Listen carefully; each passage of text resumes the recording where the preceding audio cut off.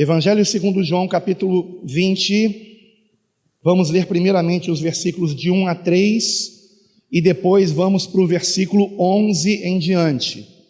Vamos pular um trecho porque o foco aqui que eu quero tratar com vocês é a questão de Jesus e Maria Madalena, amém? Como início desse assunto. Não é que vamos ficar tratando só de Jesus e Maria Madalena, mas da questão das mulheres na igreja, especialmente do que elas podem ou não fazer. João capítulo 20, versículo 1. E no primeiro dia da semana, Maria Madalena foi ao sepulcro de madrugada, sendo ainda escuro, e viu a pedra tirada do sepulcro. Correu, pois, e foi a Simão Pedro e ao outro discípulo a quem Jesus amava, e disse-lhes: levaram o Senhor do sepulcro e não sabemos onde o puseram. Então Pedro saiu com o outro discípulo e foram ao sepulcro. Versículo 11. E Maria estava chorando fora, junto ao sepulcro.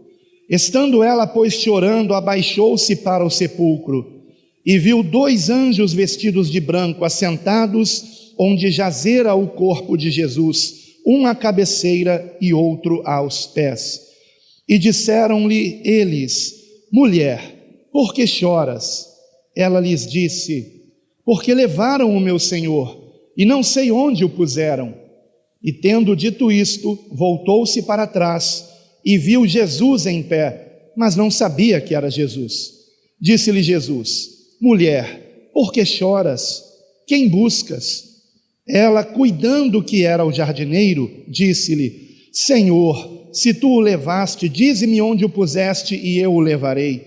Disse-lhe Jesus: Maria. Ela, voltando-se, disse-lhe: Raboni, que quer dizer mestre. Disse-lhe Jesus: não me detenhas, porque ainda não subi para meu Pai, mas vai para meus irmãos e dize-lhes que eu subo para meu Pai e vosso Pai, meu Deus e vosso Deus. Maria Madalena foi e anunciou aos discípulos que vira o Senhor e que ele lhe dissera isto. Somente até aqui. Os irmãos podem sentar-se, por favor. O tema que nós vamos tratar hoje é polêmico, porque há divergências quanto a esse assunto no meio evangélico. E embora nós, desse ministério, Igreja Bíblica Cristã, tenhamos a nossa posição firmada em relação à questão das mulheres poderem sim pregar e ensinar, e temos essa posição firmada já há 20 anos, nós necessitamos tocar novamente nesse assunto devido ao projeto Quero Congregar, que tem congregado irmãos que encontravam-se naquela situação que é chamada de desigrejados e que, como tratam-se de desigrejados, esses irmãos, eles vêm de diferentes denominações. E essas denominações, muitas vezes, ensinavam que as mulheres não podiam pregar e ensinar. Ok? Então, por conta disso, é que nós vamos tratar novamente desse assunto. Agora, eu peço licença para comentar o texto lido, agora no início em João 20, um pouco mais adiante, para que, primeiramente, nós conheçamos 2 passagens bíblicas que, evidentemente, vocês já leram, especialmente aqueles que seguem o plano de leitura da Bíblia em um ano, já leram essas passagens que estão no Novo Testamento e que encontram-se em epístolas de Paulo. Encontram-se precisamente nas epístolas de 1 aos Coríntios. Eu gostaria de convidar você a abrir a sua Bíblia, então, nesta primeira passagem, e são 2 as passagens que causam polêmica quanto à questão das mulheres poderem pregar e ensinar nas igrejas. Primeira epístola de Paulo aos Coríntios, capítulo 14, versículo 34. Como vocês sabem, nós somos uma igreja bíblica, e por sermos uma igreja bíblica, nós temos por princípio, aliás, é o primeiro princípio que define o nosso ministério, o princípio de que a Escritura, com a Escritura se interpreta, e que a Bíblia se ensina com a própria Bíblia. Então, temos que ser bíblicos. E nós vamos examinar duas passagens aqui que causam surpresa em alguns irmãos, seja do nosso ministério ou de outro ministério. Os que são do nosso ministério e leem essas passagens, talvez se perguntem: se somos uma igreja bíblica, por que as mulheres pregam na nossa igreja e ensinam na nossa igreja? Porque esses dois textos que nós vamos ler aqui revelam que Paulo havia ordenado que as mulheres estivessem caladas nas igrejas e proibido que elas ensinassem. Isso está muito claro nesses textos. É um fato. Isto é um fato, irmãos. Então vamos para os textos, para que você veja que claramente o apóstolo ordena que as mulheres estejam caladas, e no outro texto ele é bem claro, proibindo que elas ensinem. Primeira epístola de Paulo aos Coríntios, capítulo 14, versículo 34. Primeiramente vamos do 34 ao 37, depois nós vamos até o final do capítulo. As vossas mulheres estejam caladas nas igrejas, porque não lhes é permitido falar, mas estejam sujeitas, como também ordena a lei.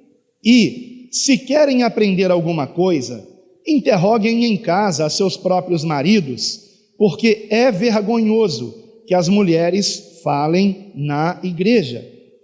Porventura, saiu dentre vós a palavra de Deus, ou veio ela somente para vós? Se alguém cuida ser profeta ou espiritual, reconheça que as coisas que vos escrevo são mandamentos do Senhor. Somente até aqui por enquanto. E agora vamos para o outro texto. Então, como você viu neste texto, logo no versículo 34, Paulo dá uma ordem: as vossas mulheres estejam caladas nas igrejas. Fato, irmãos, fato. Vamos agora para 1 Timóteo 2:11. Em qualquer versão que você leia, estará escrito que Paulo ordenou que as mulheres estejam caladas nas igrejas. Vamos agora para a primeira epístola de Paulo a Timóteo, capítulo 2, versículos de 11 a 15. A mulher aprenda em silêncio com toda a sujeição. Não permito, porém, que a mulher ensine, nem use de autoridade sobre o marido, mas que esteja em silêncio. Porque primeiro foi formado Adão, depois Eva, e Adão não foi enganado, mas a mulher, sendo enganada, caiu em transgressão. Salvar-se-á, porém, dando à luz filhos, se permanecerem com sobriedade na fé, no amor e na santificação. Muito bem, talvez algumas mulheres fiquem até aborrecidas com Paulo depois da leitura desses textos. Confesso que se eu fosse mulher, numa primeira leitura, precipitadamente eu ficaria também aborrecido. Se eu fosse mulher, aborrecida, né? Mas por que isso está escrito? Ou melhor, por que Paulo agiu assim? Isso contrasta frontalmente com o que o mesmo apóstolo escreveu em Gálatas. Nós não vamos examinar agora esses versículos, vamos mais à frente, então não precisa abrir, mas nós vamos ver daqui a pouco o que foi que Paulo disse aos Gálatas no capítulo 3, versículos de 26 a 28, onde claramente ele não está diminuindo as mulheres, ele não está desconsiderando a importância da mulher na igreja. Então, será que esses dois textos, quando interpretados atualmente como uma proibição para as mulheres falarem na igreja, seja pregando, seja ensinando, será que esta interpretação está correta, tendo em vista que o próprio apóstolo valorizou muito as mulheres, e veremos isso aqui ainda nesta lição, se Deus assim nos permitir? E será que o trecho de 1 Coríntios 14, que é o mais, digamos, usado pelos que proíbem as mulheres de pregar e ensinar. Será que aquele trecho que diz: as coisas que vos escrevo são mandamentos do Senhor, as coisas que vos escrevo, seria em relação àquela proibição das mulheres falarem? Ou será que essa interpretação está sendo equivocada? É o que nós vamos examinar com muita calma, embora também com muita objetividade, para que nossa aula não fique muito longa.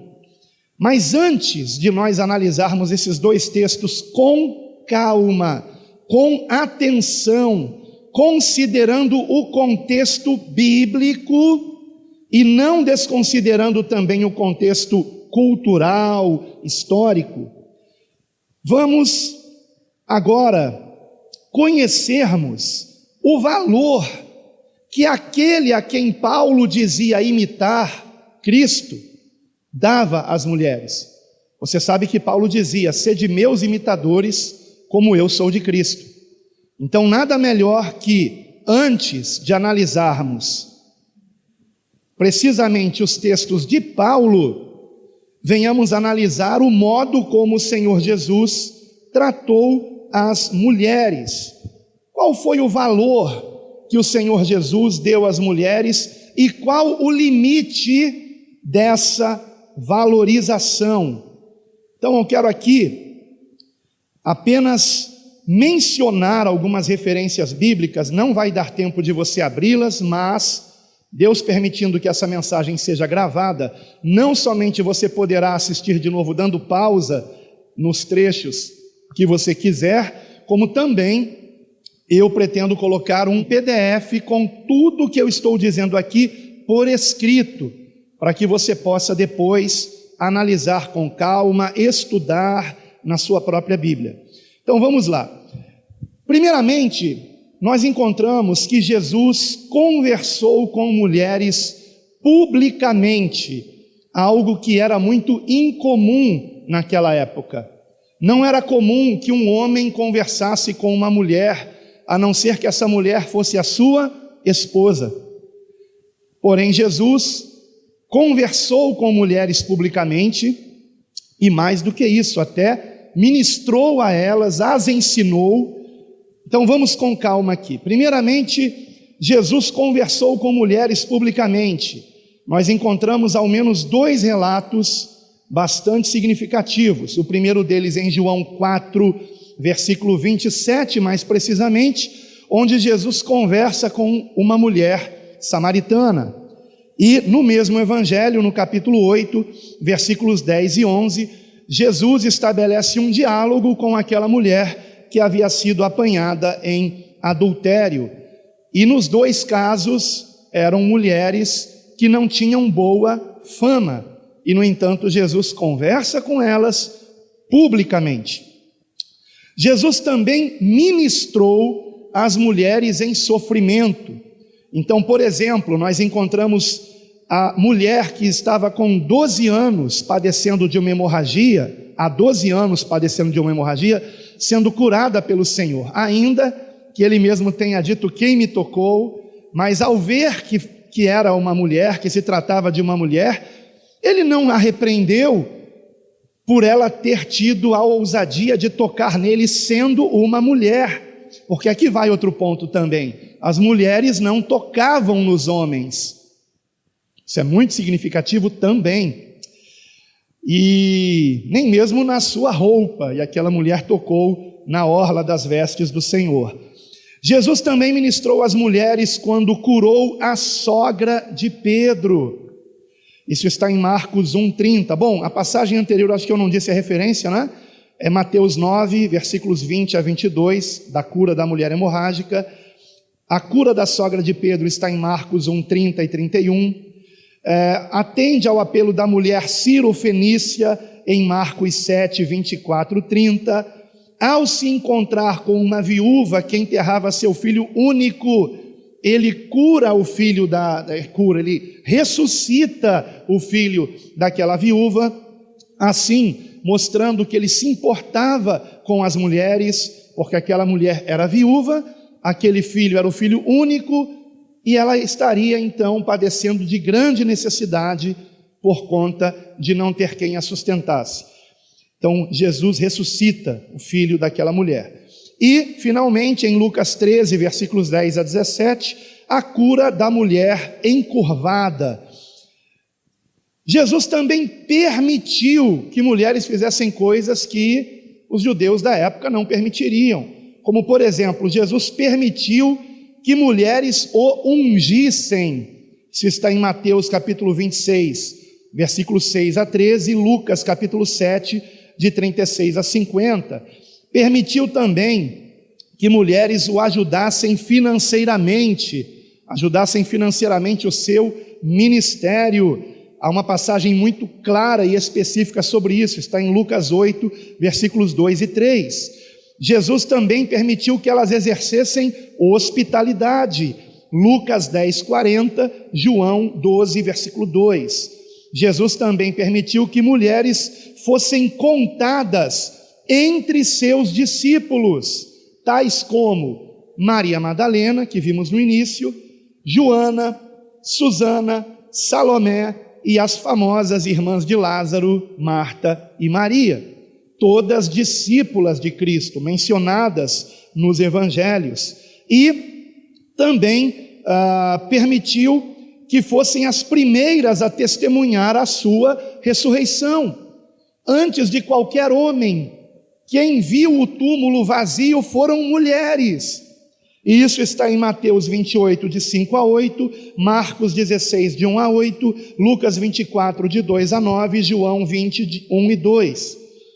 Jesus usou positivamente a figura de mulheres para ilustrar certos ensinamentos, como por exemplo, quando mencionou a rainha do sul, em Mateus 12, 42, como também ao mencionar as mulheres, ilustrando a ocasião da sua vinda, do seu retorno, em Mateus 24, 41, em Lucas 4, 26, ele menciona a viúva de Sarepta.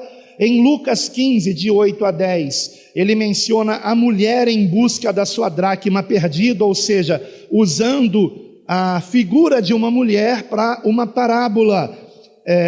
Encontramos em Lucas 18, de 1 a 5, ele usando também a figura de uma viúva, ou seja, uma mulher, em outra parábola importantíssima sobre o dever de orarmos sempre e nunca esmorecermos, Lucas 18, de 1 a 5. E finalmente ele elogia a oferta de uma pobre viúva que havia ofertado 2 moedas. Vocês conhecem a passagem, está em Lucas 21, de 1 a 4. Por que o Senhor não esperou que um homem desse uma oferta pequena para o elogiar, mas usou a figura de uma mulher, e de uma mulher que era viúva e pobre? E Jesus tratou as mulheres com a mesma dignidade dos homens quando as valorizou no ensino sobre o divórcio. Isso está em Mateus 5:32 e Mateus 19:9. Quando as protegeu no ensino sobre luxúria, em Mateus 5:18. Lembrando que luxúria não é uma palavra derivada do termo luxo. Luxúria não tem nada a ver com luxo. Luxúria tem a ver com concupiscência sexual. E quando Jesus ensinou sobre isso, nós vemos o Senhor protegendo as mulheres. Isso está em Mateus 5:18. E Jesus, em Lucas 13:16, chamou as mulheres de filhas de Abraão.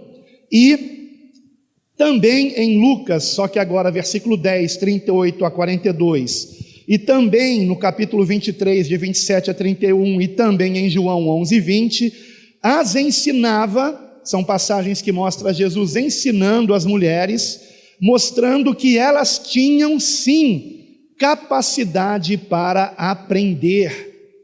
E por que eu estou aqui dizendo isto precisamente? Que Jesus, ao ensinar mulheres, estava com isto mostrando que elas tinham capacidade para aprender.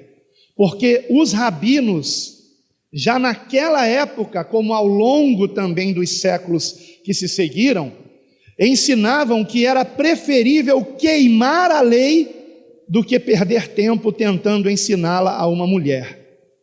Os rabinos, os judeus, diziam isto. E, no entanto, Jesus ensinava às mulheres.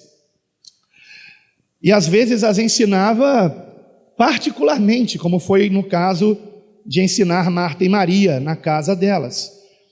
E finalmente, irmãos, Jesus deu a uma mulher, e uma mulher que era uma de suas discípulas, contada entre seus discípulos, e da qual ele havia expulsado 7 demônios, como está escrito no Evangelho segundo Marcos, Maria Madalena.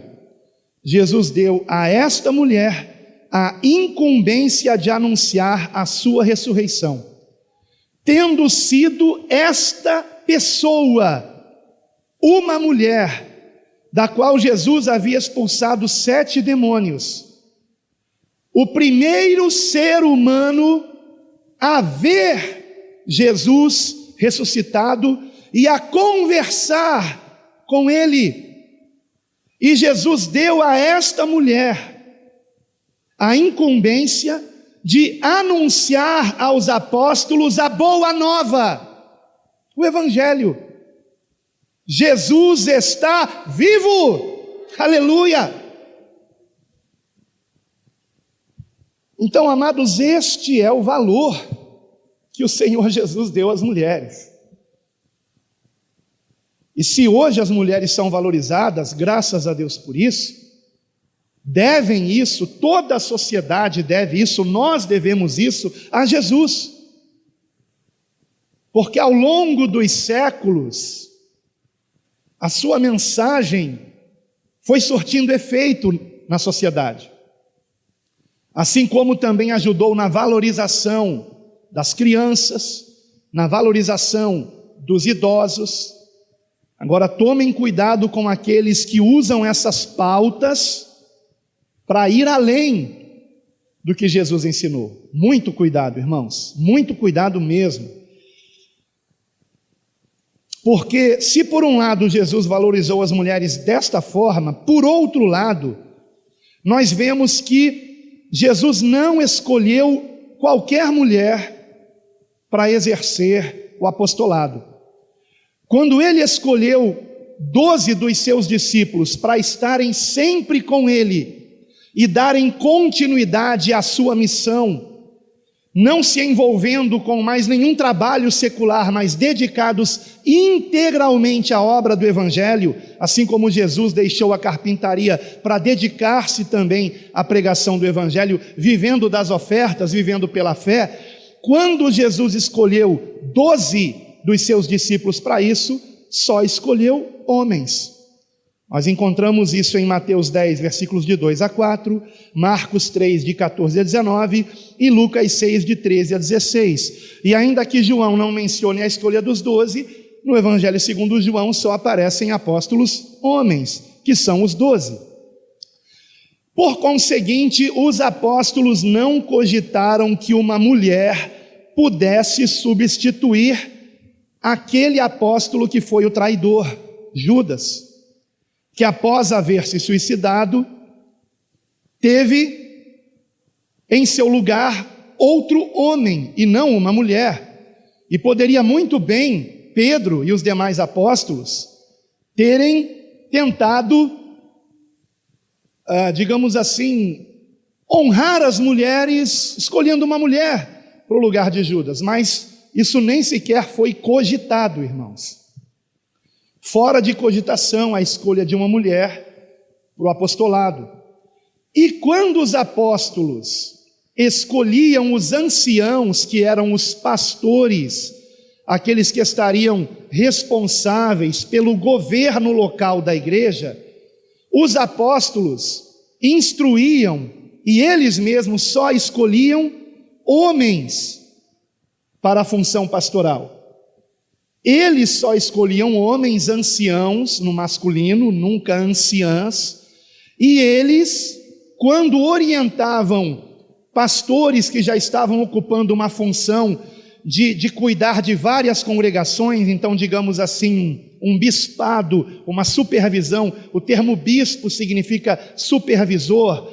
Quando Paulo orientava esses bispos, que era o caso de Tito e de Timóteo, ele orientou tanto a Tito quanto a Timóteo que escolhessem homens para o pastorado. Isso está na primeira epístola de Paulo a Timóteo, capítulo 3, versículo 2, e na epístola de Paulo a Tito, capítulo 1, versículo 6. Eu esqueci de mencionar a referência sobre a escolha de Matias para ocupar o lugar de Judas. Isso está em Atos 1, versículo 21. Então, nós percebemos, irmãos, que os apóstolos compreendiam que o tratamento de Jesus em relação às mulheres, embora fosse contracultural, embora entrasse em choque com os hábitos culturais judaicos, de que o homem não podia conversar com uma mulher em público a menos que fosse sua esposa, de que uma mulher não poderia tocar num homem, Jesus permitiu que mulheres lhe tocassem, enfim. Embora os apóstolos compreendessem que o tratamento de Jesus em relação às mulheres tivesse ido contra a cultura vigente na época, eles respeitaram aquilo que o próprio Senhor Jesus também seguiu. O projeto original do Pai, de que as mulheres não poderiam estar liderando homens. Nós encontramos isso muito claramente lá no Gênesis, capítulo 3, versículo 16, onde está escrito, o Senhor dizendo à mulher: o teu desejo será para o teu marido e ele te governará. Vemos que ao longo de todo o Antigo Testamento, apenas homens estavam nas funções sacerdotais, ocupando as funções de liderança, daquilo que podemos dizer que já era aquilo que veio a ser o precursor, né, da igreja. A palavra igreja significa assembleia, para quem não sabe. O termo igreja não se refere a uma pessoa sozinha, por isso que é errado se dizer eu sou a igreja, mas é correto dizermos, quando estamos reunidos com outros irmãos em Cristo, nós somos a igreja. A igreja não é um templo construído por mãos de homens, mas a igreja sim é o templo do Deus vivente, construído com pedras vivas, que somos cada um de nós, e por isso o Senhor chamou Pedro de pedra, né? Simão ou Simão de Cefas. Cefas traduzido significa pedra, que como é um termo feminino em português, virou Pedro. Então, se você não sabia por que desse nome, Pedro, digamos, é o masculino de pedra. Como Pedro era homem, mas Jesus chamou ele de pedra, né? Por quê? E o próprio Pedro, na sua primeira epístola, vai dizer isso, que somos pedras vivas, todos nós. E nesta igreja do Senhor, seja no Antigo Testamento, seja no Novo, apenas homens ocupavam a função do governo da igreja. Coisa que Paulo vai mencionar aqui, referindo-se a Adão e Eva. Primeiro foi formado Adão e depois Eva. No entanto, o Senhor não formou Eva tirando um pedaço do pé de Adão para formar Eva, como se Eva tivesse que ficar abaixo dele, e nem de sua cabeça, como se Eva tivesse que estar acima dele, mas da sua lateral, da sua costela.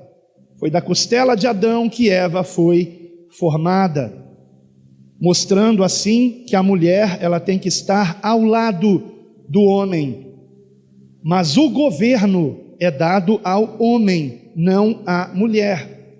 Agora, é dado a todos os homens, no sentido eclesiástico? Não. São todos pastores? Não. Então é importante também nos lembrarmos disto. Não se trata de diminuir a importância da mulher, como se fossem inferiores. Não se trata disso, mas trata-se de que homens e mulheres têm papéis distintos dados por Deus. Por exemplo, não são os homens que engravidam, são as mulheres. E também não são as mulheres que têm uma constituição física mais forte, são os homens. Para que mulheres sejam mais fortes, elas precisam se exercitar muitas vezes mais que os homens, por exemplo. Mas, voltando agora para aqueles dois textos que são a causa da polêmica e que eu sei que é o que vocês querem que a gente veja logo, porque de fato são textos bem interessantes. Eu quero primeiramente ver com você 1 Coríntios 14, versículo 34. As vossas mulheres estejam caladas nas igrejas, porque não lhes é permitido falar. Primeiramente, a parte inicial desse versículo. As vossas mulheres estejam caladas nas igrejas. É algo muito interessante Paulo ter dito isso, porque nessa mesma epístola, no capítulo 11, veja comigo por favor, versículo 5, Paulo trata da questão das mulheres que oravam e profetizavam, e não as proibiu de orar e profetizar, apenas as instruiu de que não fizessem isso com a cabeça descoberta, mas que usassem um véu sobre a cabeça, cobrindo os seus cabelos, que eram sempre longos. Mulheres que usavam cabelo curto naquela época eram apenas as que estavam envolvidas em prostituição. As mulheres direitas, corretas, não cortavam seus cabelos. Não estou dizendo que é pecado a mulher cortar o cabelo, mas naquela época havia essa distinção cultural. Então, no versículo 5 de 1 Coríntios 11, Paulo diz: toda mulher que ora ou profetiza com a cabeça descoberta, desonra a sua própria cabeça, porque é como se estivesse rapada. Então ele ordena que as mulheres que estivessem orando e profetizando cobrissem a cabeça. Nós não vamos tratar desse tema aqui hoje, podemos tratar em outra ocasião.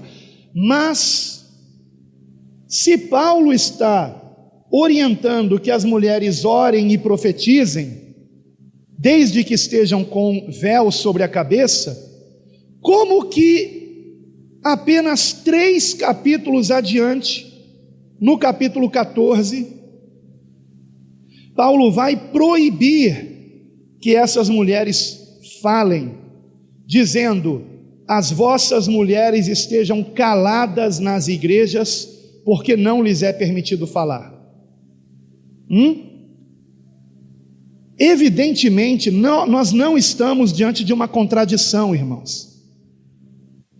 É claro que Paulo não está contradizendo a si mesmo, e muito menos Paulo estaria contradizendo algo que ele havia acabado de ensinar. Uma vez que Paulo não sofria de esquizofrenia e não estava contradizendo a si mesmo como se tivesse dupla personalidade, irmãos, é evidente que o que Paulo está dizendo em 1 Coríntios 14, 34, não deve ser entendido como proibição das mulheres abrirem a boca. Então, qual seria o sentido? As vossas mulheres estejam caladas nas igrejas, porque não lhes é permitido falar, mas como acabamos de ver, Paulo permitiu sim, em 1 Coríntios 11, no trecho que lemos. Portanto, esse falar aqui deve ser entendido como voz de comando. uma voz de comando sobre a igreja, um papel que apenas os pastores exerciam. Eu quero lembrar vocês que esta epístola, assim como outras de Paulo, foi escrita em resposta a uma carta que ele havia recebido da igreja. E provavelmente a carta que ele recebeu dos coríntios foi uma carta que estava questionando se as mulheres poderiam pastorear, se elas poderiam ter voz de comando na igreja. E a prova de que o texto aqui está falando de autoridade, encontra-se na continuação do mesmo versículo. Mas estejam sujeitas, como também ordena a lei. Estejam sujeitas, ou seja, o assunto é autoridade. Não é um desmerecimento da capacidade das mulheres pregarem ou ensinarem,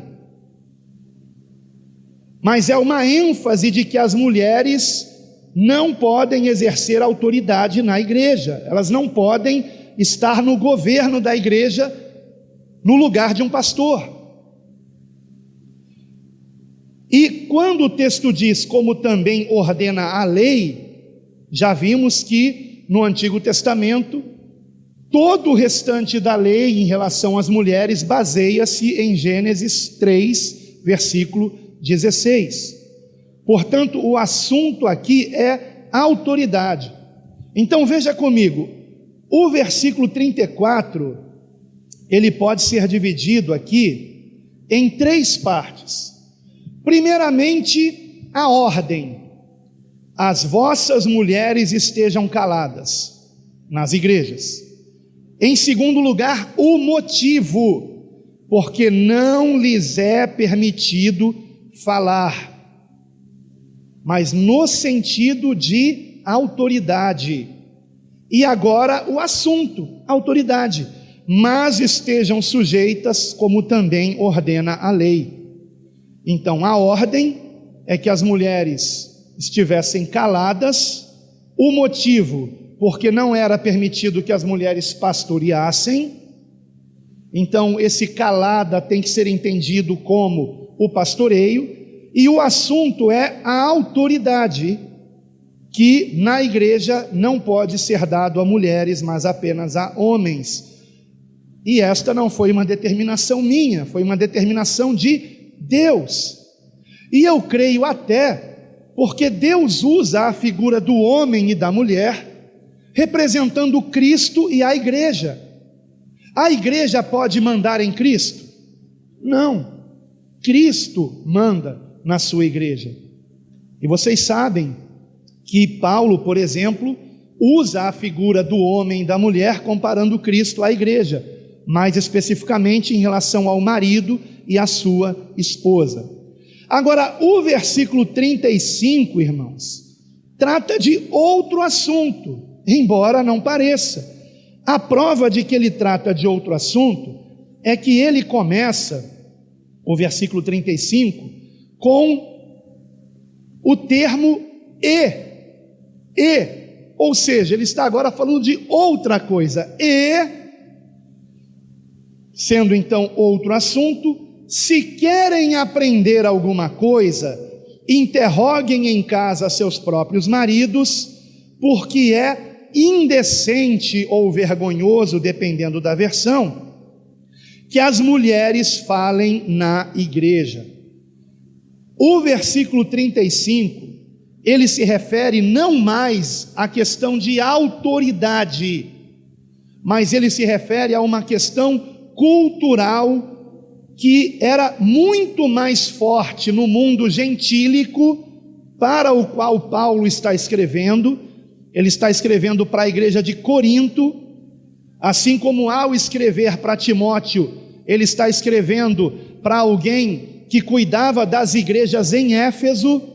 Portanto, 2 das principais cidades greco-romanas. Corinto e Éfeso, onde as mulheres eram proibidas de falar em público por conta desta cultura. E então, Paulo aproveita o ensejo e dá o seguinte ensinamento: se querem aprender alguma coisa, interroguem em casa seus próprios maridos, porque é indecente, é vergonhoso que as mulheres falem na igreja. Eu pergunto a você: é indecente que as mulheres falem na igreja? Se eu chamar uma irmã aqui para dar uma palavra, isso é vergonhoso? Isso é indecente?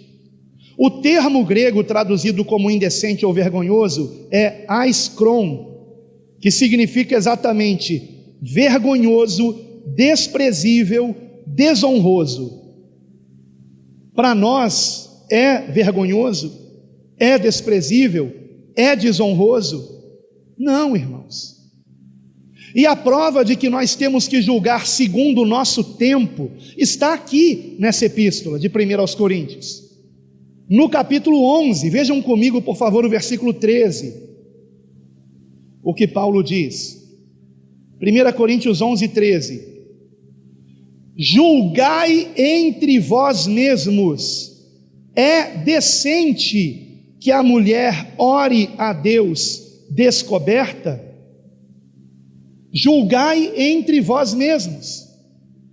Portanto, trata-se de um julgamento que a igreja tem que fazer. No nosso tempo, não é indecente que a mulher pregue, ensina. A mulher prega e ensina é indecente? Não, no nosso tempo não.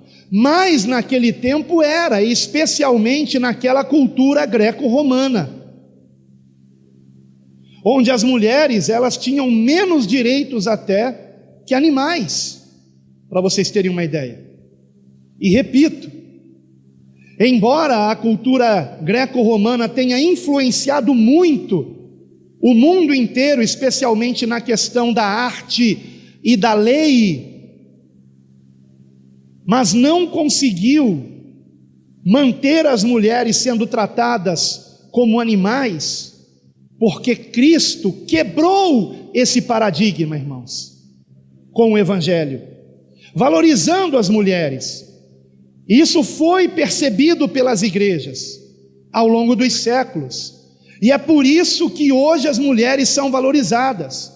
O valor que hoje é dado às mulheres, e não confunda isso com feminismo, não é disso que eu estou falando, mas o valor que hoje é dado às mulheres não se deve aos gregos, não se deve aos romanos, não se deve aos judeus, se deve a Jesus Cristo, irmãos.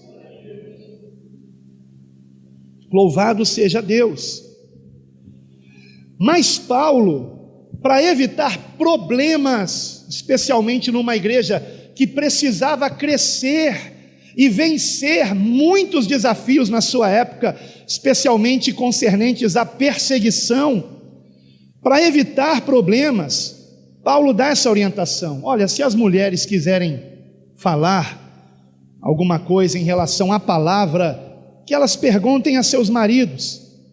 E certamente Paulo aqui está tratando do que ele acabou de dizer no próprio capítulo 14, vejam aqui comigo por favor, versículo 29, e falem 2 ou 3 profetas e os outros julguem. Toda profecia tem que ser julgada. Por exemplo, aproveitar o ensejo aqui, nesses últimos dias apareceu aí um vídeo curto que viralizou nas redes sociais, de um homem que eu nunca vi na minha vida, que dizem que é pastor, dizendo que no dia 30 de março vai passar o anjo da morte, ou algo parecido. Eu não assisti o vídeo todo, e ele dizendo que era para ungir com óleo as paredes da casa, as janelas, que ninguém saísse de casa da meia-noite até não sei que horário, parece até as restrições aí dos decretos, né?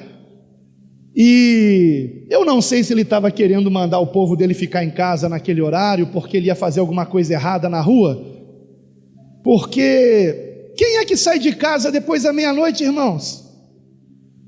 Você não sai de casa depois da meia-noite, mas quem é que sai? Ainda mais agora. E que tem que passar o óleo, porque muitos vão morrer, muita gente vai ser encontrada morta na rua. Profecia falsa.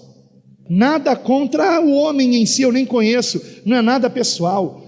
Toda profecia tem que ser julgada, irmãos. Toda profecia tem que ser julgada com base em quê? Na palavra. Eu pergunto a você, na nova aliança, o que nos guarda é um óleo físico? Não, irmãos, a unção que nos guarda e que impede que o maligno nos toque é o Espírito Santo em nós. Aleluia! Então cuidado para vocês não ficarem impressionados com esses vídeos aí que aparecem, e especialmente se marcarem data. Marcou data, é falsa profecia, você pode ter certeza disso, é falsa profecia.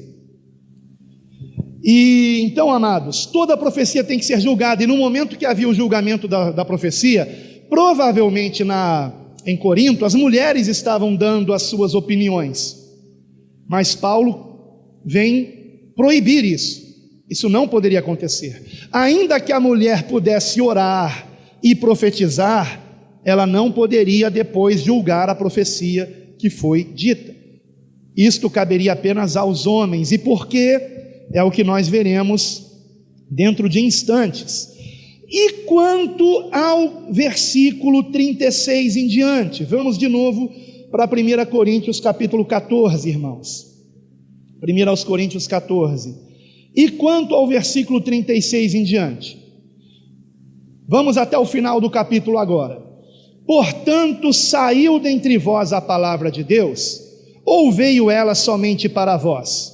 Se alguém cuida ser profeta ou espiritual, reconheça que as coisas que vos escrevo são mandamentos do Senhor. Mas, se alguém ignora isto, será ignorado. Esta é uma tradução melhor, tá? Na Corrigida Fiel está: se alguém ignora isso, que ignore.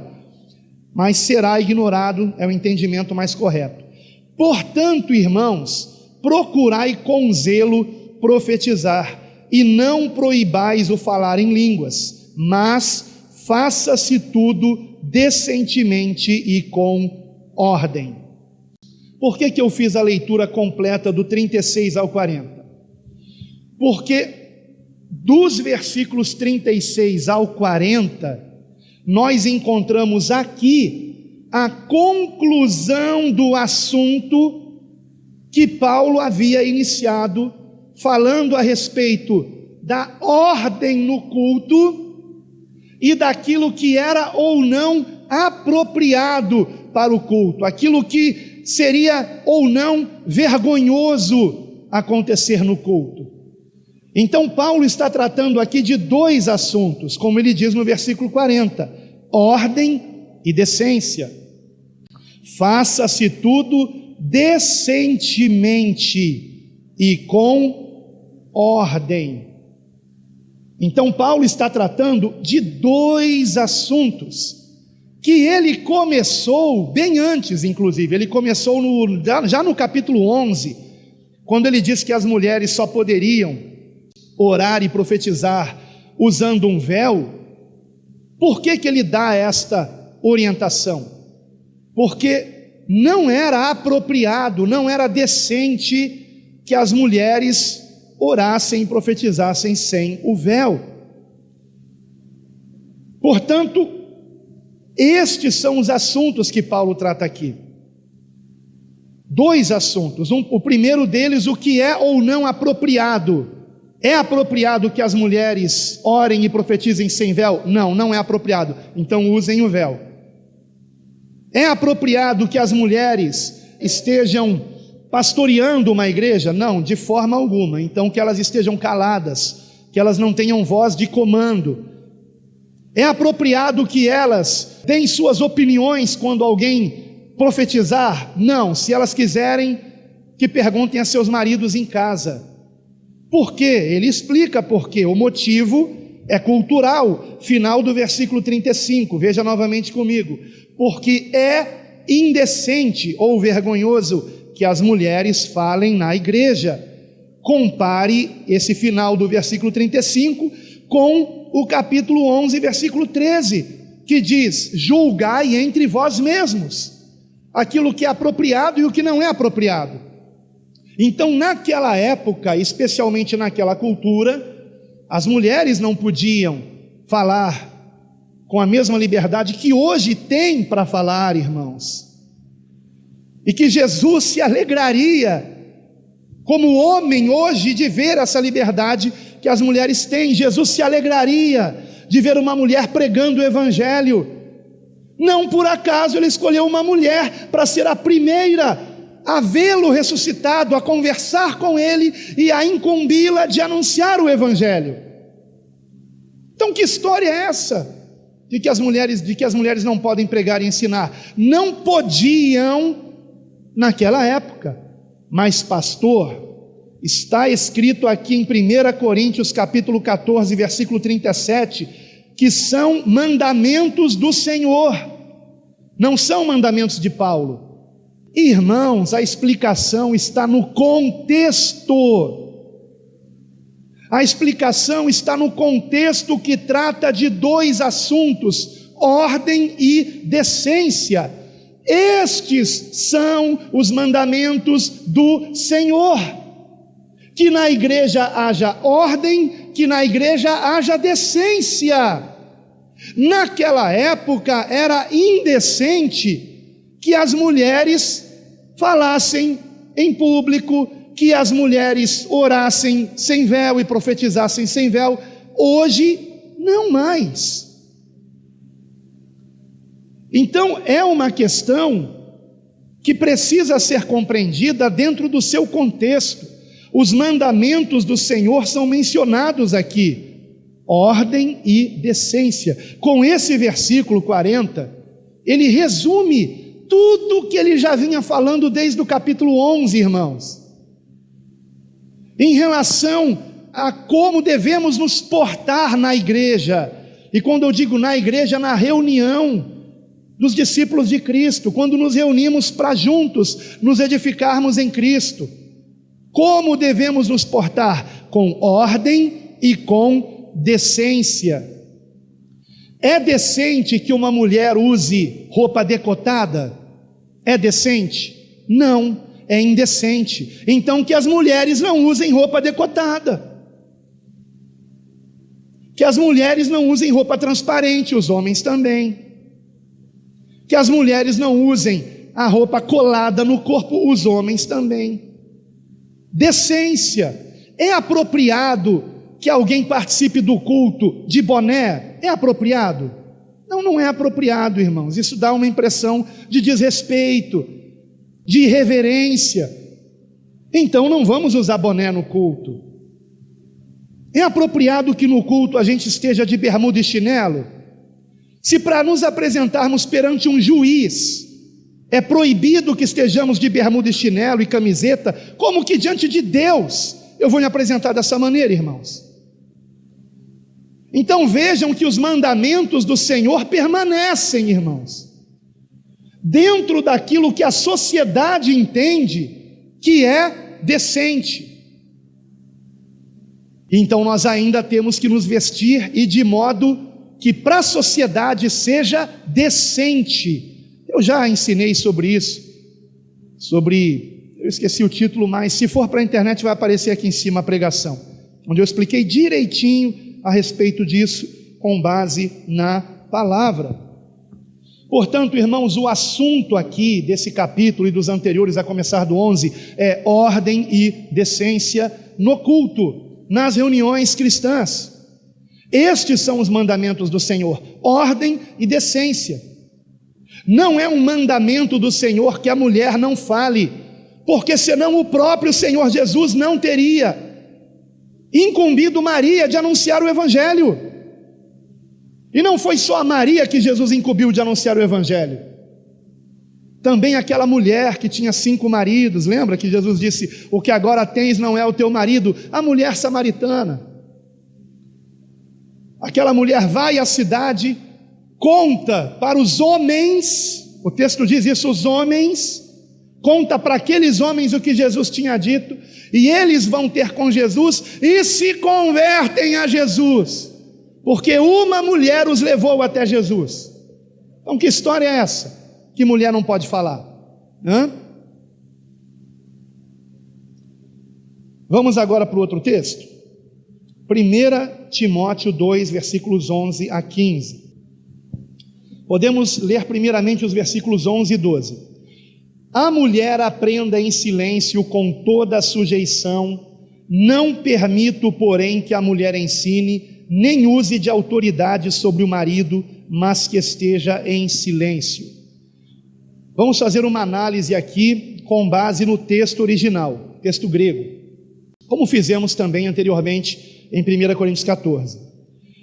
Em primeiro lugar, irmãos, eu gostaria de salientar que no versículo 12, no texto original, não existe o porém aqui, não existe. Você pode depois conferir, hoje existem aplicativos que nos dão acesso ao texto em grego, e você verá que esse porém foi acréscimo de algumas versões. Então no texto original está assim: a mulher aprenda em silêncio com toda a sujeição, não permito que a mulher ensine.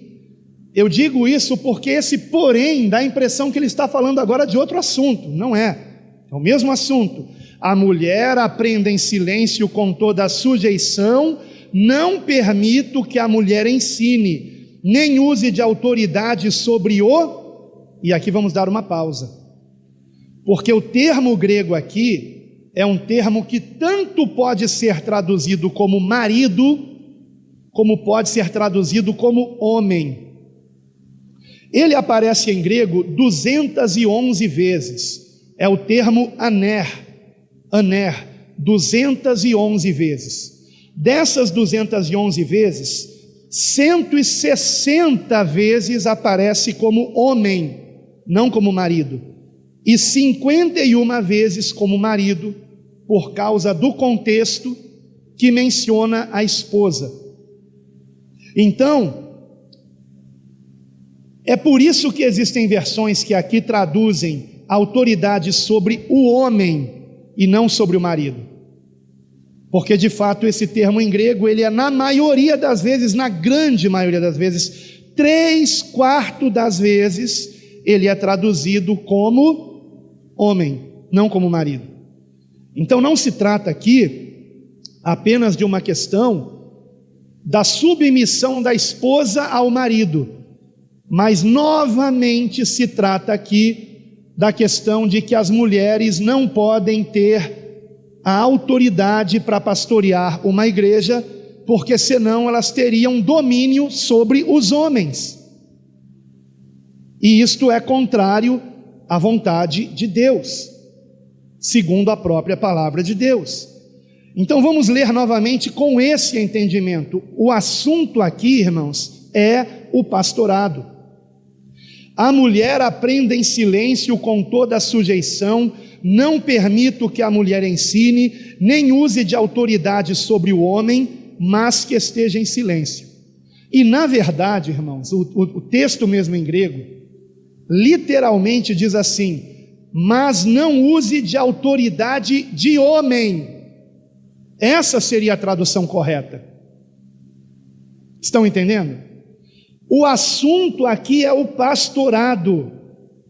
Paulo está dizendo que pastorado cabe apenas a homens. Inclusive ele já tinha dito isso aqui a Timóteo, que para escolher um ancião ele deveria escolher homens, maridos de uma só mulher, que é o termo grego aner, homem de uma só mulher. Compreendem? Então está assim ali, homem? Sim, está, homem de uma só mulher. O ancião tem que ser um homem e de uma só mulher. Não pode ter duas esposas, ou não pode ser também divorciado e casado de novo. Versículo 13: porque primeiro foi formado Adão, depois Eva, e Adão não foi enganado, mas a mulher, sendo enganada, caiu em transgressão. Nestes dois versículos 13 e 14, se comprova que o assunto em questão aqui é autoridade. Autoridade. Assim como Adão tinha autoridade sobre Eva, ele não estava permitindo que a mulher tivesse autoridade sobre o homem.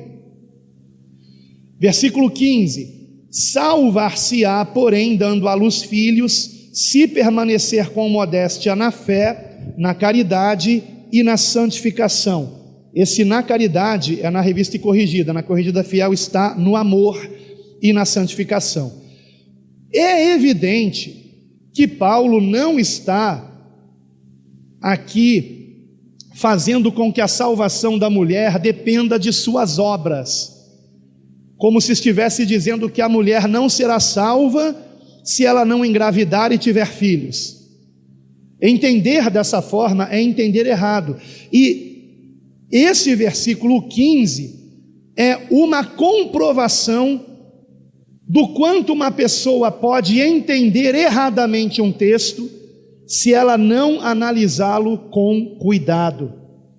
Porque é muito interessante que algumas pessoas digam que mulheres não podem pregar e ensinar, com base nos versículos de 11 a 14, desse texto de 1 Timóteo capítulo 2, e com base no texto que lemos de 1 Coríntios 14, mas desconsiderem o versículo 15, porque aparentemente o versículo 15 está dizendo que as mulheres não serão salvas se não derem à luz filhos, e mais, se não forem modestas, não exercerem a caridade, não andarem na santificação, coisa que o homem também tem que exercer, não é verdade? Não é só a mulher. Os homens também têm que ser modestos, caridosos, santos, todos nós.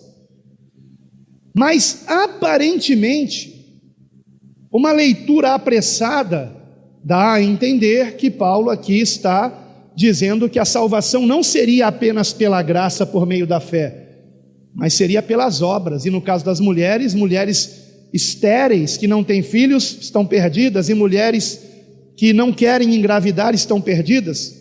Mas é isso que Paulo está falando? Não, irmãos. Nós temos que analisar dentro do contexto. Então, assim como aparentemente Paulo estaria proibindo mulheres de pregar e ensinar, quando na verdade está proibindo apenas de pastorear, esse é o ponto. Então, quando alguém tem a facilidade para o ensino, isso, nós já pensamos logo, o irmão pode vir a ser pastor, hein? Olha como o irmão ensina bem a palavra. E naquela época havia mulheres despontando no ensino da palavra, mas Paulo as coloca em seu devido lugar. Que estejam caladas nas igrejas, que não tenham voz de comando. Esse aqui é o ponto, irmãos. Portanto, assim como muitos interpretam errado essas questões da mulher poder ou não ensinar e pregar, muitos ignoram o versículo 15 propositalmente. As mesmas pessoas que proíbem as mulheres de pregar e ensinar, nesse versículo aqui, no versículo 15, são bem flexíveis, são bem maleáveis. Irmãos, vamos encarar de frente, vamos ler de novo o versículo 15. 1 Timóteo 2, versículo 15: salvar-se-á, porém, dando à luz filhos, se permanecer com modéstia na fé, na caridade e na santificação, ou no amor e na santificação. Amados, o contexto é autoridade.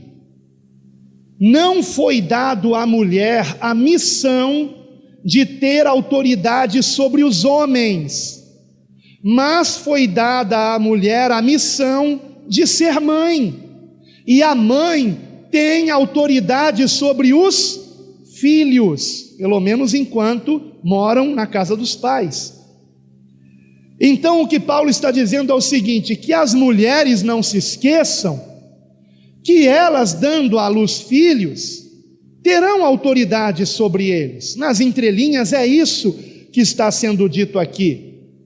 Mas que não se esqueçam que essa autoridade tem que ser exercida com modéstia, com amor, com santidade. É isso, irmãos. Não é que a salvação depende disso, mas ele está dizendo que se a mulher não estiver contente com a sua missão, que é importantíssima, a missão de mãe, importantíssima. Se a mulher se rebelar contra a sua missão, ela não é salva, é claro que não, porque ela está indo contra a vontade de Deus. Compreendem, irmãos? Por isso que eu digo que o valor que Jesus deu à mulher não deve ser confundido com feminismo. Não confundam as coisas. O feminismo é a tentativa de fazer a mulher ser igual ao homem. A palavra de Deus não faz isso. Não faz isso. E nós temos que entender que o homem tem o seu papel e a mulher tem o seu papel. Agora, eu quero encerrar, irmãos, rapidamente com algumas referências bíblicas importantíssimas. Primeiramente, com exemplos de mulheres que evangelizaram. Eu já mencionei um deles aqui, a mulher samaritana. Está em João 4, versículos de 28 a 30 e versículos 39 e 40. Mencionei também Maria Madalena, que foi o texto inicial, João capítulo 20, especialmente os versículos 17 e 18. Quero mencionar também Priscila, em Atos capítulo 18, 26. E se você abrir comigo, Atos capítulo 18, rapidamente, eu quero lhe mostrar algo muitíssimo interessante e incomum, irmãos. Atos 18, versículo 26, que diz assim, falando sobre Apolo: ele, Apolo, começou a falar ousadamente na sinagoga, e quando o ouviram Priscila e Áquila, o levaram consigo e lhe declararam mais precisamente o caminho de Deus. Então, esse casal, Áquila e Priscila, que já tinham sido evangelizados por Paulo e se convertido a Cristo, ao ouvirem Apolo, que era um pregador itinerante, e anunciando Cristo numa sinagoga, perceberam que ele não tinha entendido muito bem a graça de Deus que há em Cristo. E então esse casal orienta melhor a Apolo. Mas vejam que interessante, ao mencionar o nome do casal, o texto sagrado não diz Áquila e Priscila, como geralmente se fazia em qualquer texto judaico, o nome do homem antes do nome da mulher. Aqui foi o contrário. Por quê? Por quê? Porque certamente quem estava exercendo o ensino da palavra era Priscila, não Áquila, embora ele fosse o marido dela. Agora, é lamentável que as editoras que publicam Bíblias, nos seus títulos que eles colocam nos textos, eles sejam tendenciosos, porque, pasme você, na ACF, essa versão que eu estou usando aqui, sobre o versículo 23, que é esse trecho aqui do texto que nós lemos, está escrito assim: Áquila instrui Apolo. Vejam que absurdo, Áquila instrui Apolo. Por que ele omitiu Priscila? Porque incomoda, né? Porque com certeza o dono dessa editora aqui, ele é contra as mulheres pregarem e ensinarem. Então ele quer induzir você a acreditar que apenas Áquila falou e Priscila ficou de boca fechada. Não foi assim. Porque no texto o nome Priscila é colocado antes. E para que você veja que não foi um equívoco aqui de Lucas quando escreveu Atos, equívocos que não acontecem no texto sagrado, porque são por inspiração de Deus. Vejam que no início do trecho anterior, Atos 18, 18, quando novamente é mencionado o casal, aliás, antes dessa vez, é mencionado da seguinte maneira: e Paulo, ficando ainda ali muitos dias, despediu-se dos irmãos e dali navegou para a Síria, e com ele Priscila e Áquila. Mais uma vez o nome Priscila é colocado antes do nome Áquila. E em outro trecho, Paulo vai mencionar esse casal em uma ou duas de suas cartas, e às vezes Paulo menciona Priscila como Prisca, porque Priscila é o diminutivo de Prisca. Seria como, por exemplo, Terezinha ser o diminutivo de Teresa, e às vezes o texto se referir a Terezinha e às vezes se referir a Teresa, mas é a mesma pessoa. Prisca e Áquila, Priscila e Áquila, Teresa e Áquila, Terezinha e Áquila, entendem? Então seria essa a comparação. Então vejam que essas mulheres evangelizaram.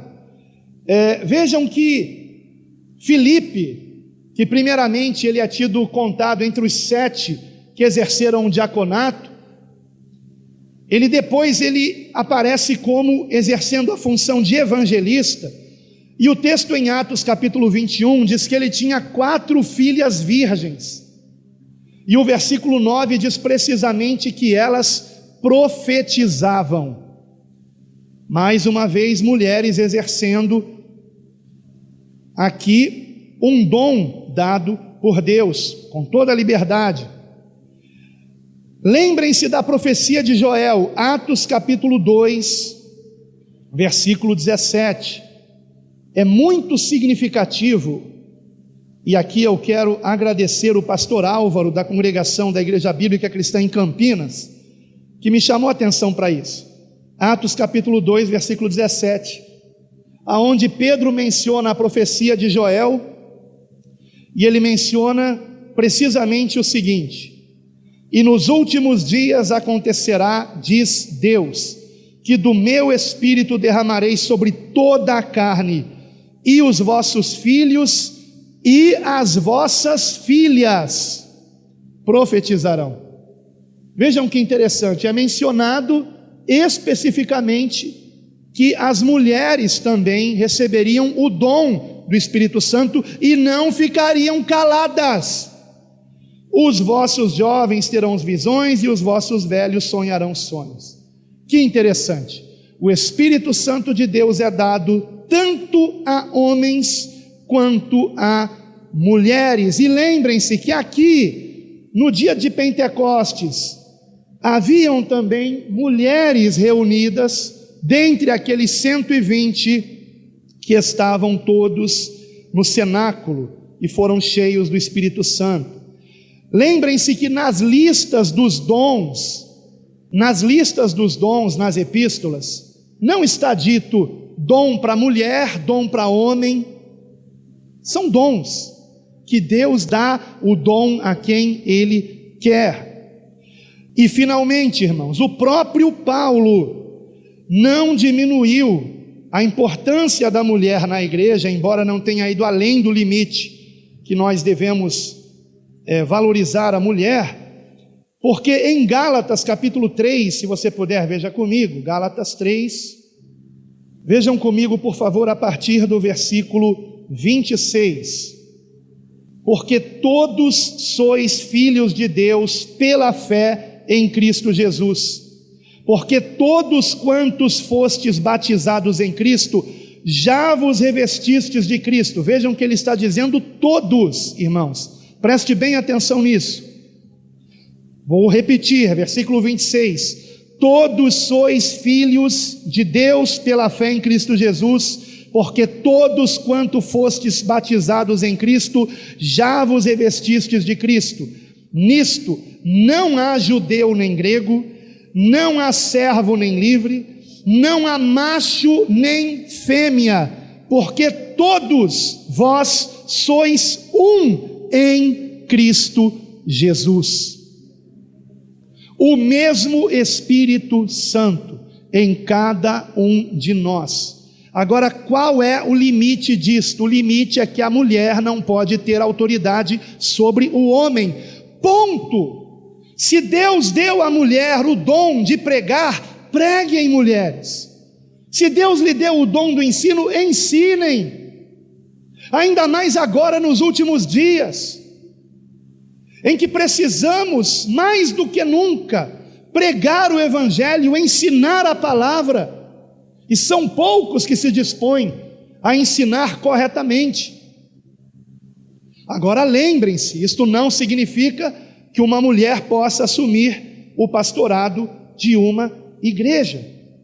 Quando Paulo menciona Priscila ou Prisca, em Romanos 16:3 e em 2 Timóteo 4:19, assim como nós já vimos em Atos, Paulo nas epístolas coloca o nome de Áquila depois do nome da sua esposa, porque é como acontece hoje em dia também com alguns casais. Não é verdade que há esposas que são muito mais ativas na obra de Deus que seus maridos? É ou não é verdade? Raramente isso acontece, né, irmãos?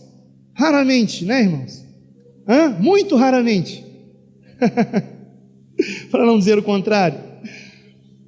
Nós vemos em Romanos 16, por favor, vejam comigo, que é um dos textos que Paulo vai mencionar Priscila e Áquila. Nós vemos em Romanos 16 que não somente Paulo menciona Priscila, mas ele menciona também o nome de outras mulheres, as honrando pelo trabalho que executavam na igreja. Então nós vemos uma igreja com mulheres trabalhando ativamente na obra, irmãos. Elas não estavam de braço cruzado, acabrunhadas, não. Elas estavam ativamente envolvidas na obra de Deus. Por exemplo, no versículo 1, Paulo menciona Febe, nossa irmã, que inclusive, segundo aqueles que estudam a Epístola aos Romanos, Febe foi a irmã que recebeu a incumbência de Paulo de transportar essa carta, de levar essa carta a Roma, aquela que é a epístola mais importante de Paulo, segundo a maioria dos teólogos, a epístola de Paulo aos Romanos. Essa longa epístola, a maior de todas, foi dada a uma mulher para ser entregue à igreja em Roma. Ele menciona também no versículo 3, Priscila, antes de Áquila, saudai a Priscila e Áquila. No versículo 6, saudai a Maria, que trabalhou muito por nós. Versículo 12, saudai a Trifena e a Trifosa, as quais trabalham no Senhor. Saudai a amada Pérside, outra mulher, a qual muito trabalhou no Senhor. E no versículo 15, saudai a Filólogo e a Júlia, a Nereu e a sua irmã, e a Olimpas, e a todos os santos que com eles estão. Só nesse versículo 3 mulheres.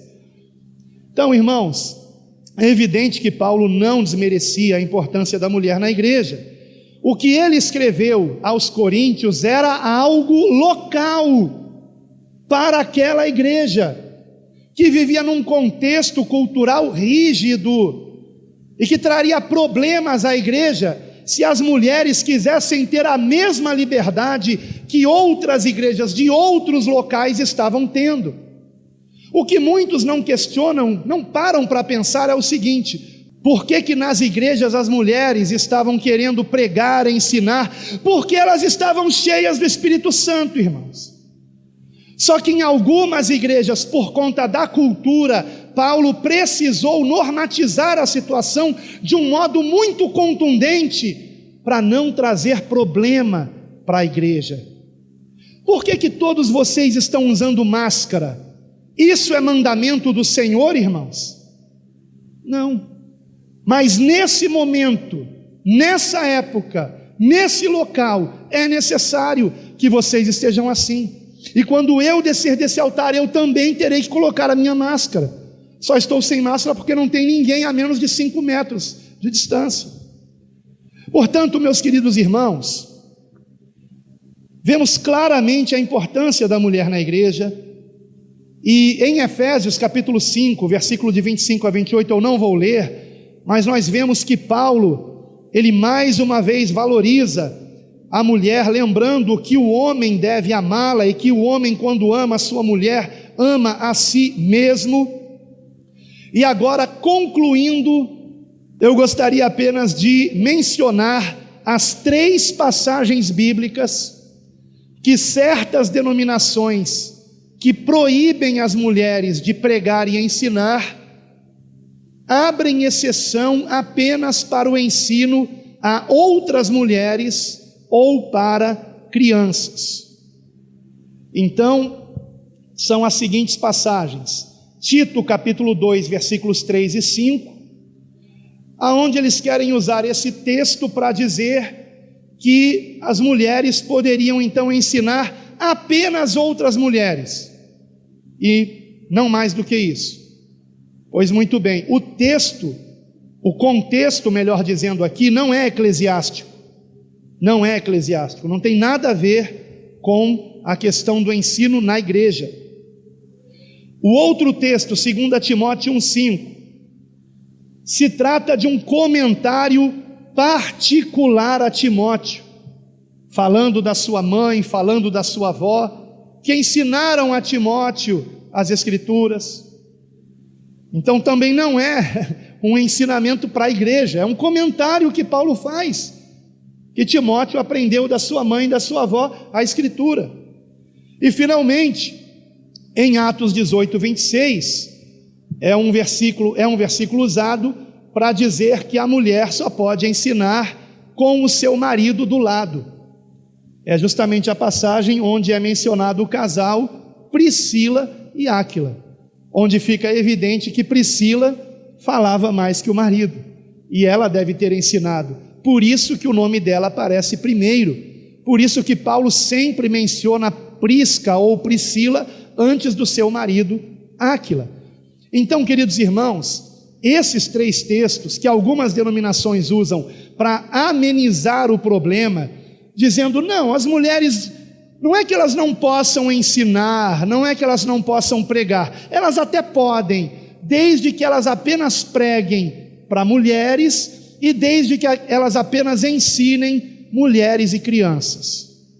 É muito cômodo se dizer isso, porque sabemos que as mulheres são muito mais ativas na igreja do que os homens, e os pastores precisam que alguém esteja com as crianças, enquanto ele está pregando e ensinando. Então é muito cômodo que algumas denominações digam, não, as mulheres até que podem pregar e ensinar, mas só para as crianças.